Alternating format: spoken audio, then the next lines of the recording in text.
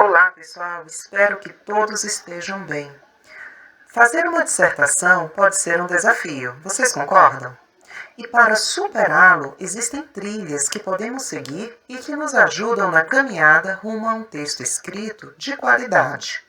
O primeiro passo é compreender como se constrói um bom parágrafo. Vamos ver como isso acontece?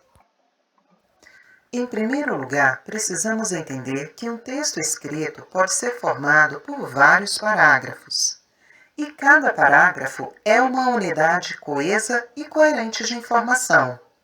Essa unidade é organizada em torno de uma ideia central, chamada de tópico frasal.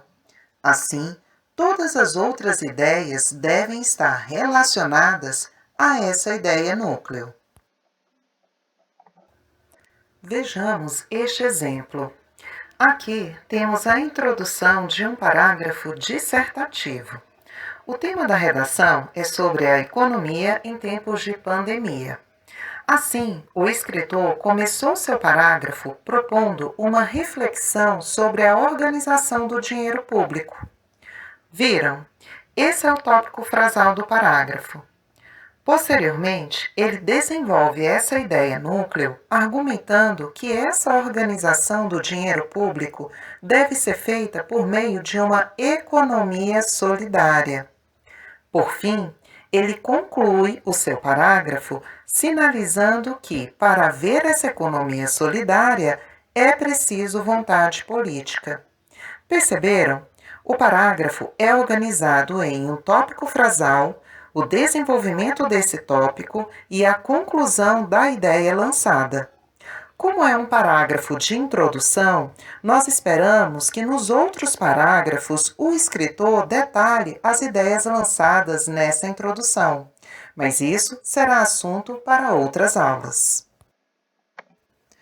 Um outro ponto que temos que prestar atenção é em relação à pontuação do parágrafo.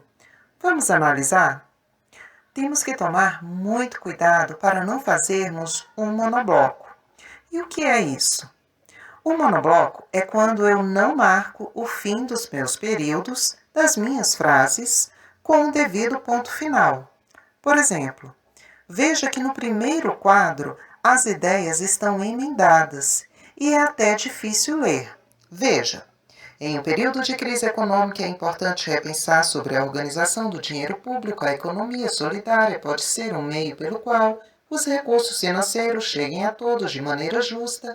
É preciso vontade política para que ela seja colocada em prática. Perceberam? Não há articulação.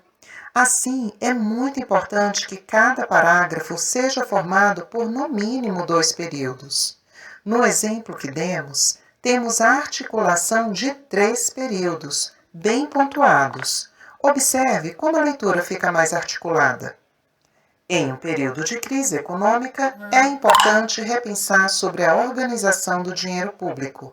Desse modo, a economia solidária pode ser um meio pelo qual os recursos financeiros cheguem a todos de maneira justa. Entretanto, é preciso vontade política para que ela seja colocada em prática. Outras características importantes de um bom parágrafo são a coerência e a coesão textuais. Estão lembrados desses assuntos?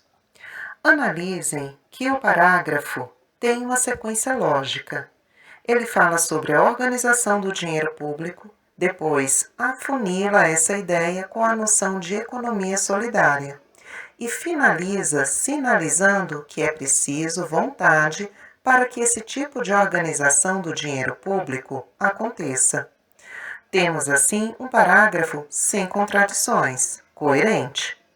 Por outro lado, as ideias são também coesas. O escritor utiliza expressões sinônimas como dinheiro e recursos financeiros. Assim, o parágrafo não fica repetitivo e utiliza ainda o elemento coesivo desse modo, indicando continuidade de ideias. Relaciona também a noção de economia solidária com justiça e termina com o elemento coesivo que indica a diversidade, que é representado pela palavra entretanto. O objetivo é demonstrar que haverá obstáculos para fazer essa maneira justa de economia. O parágrafo é, assim, coerente e bem articulado, permeado de elementos coesivos.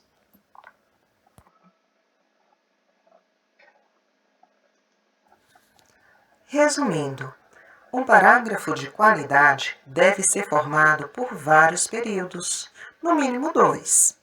Esses períodos devem ser coerentes entre si, ou seja, não pode haver uma contradição com o seu tópico frasal, que é a ideia principal do parágrafo.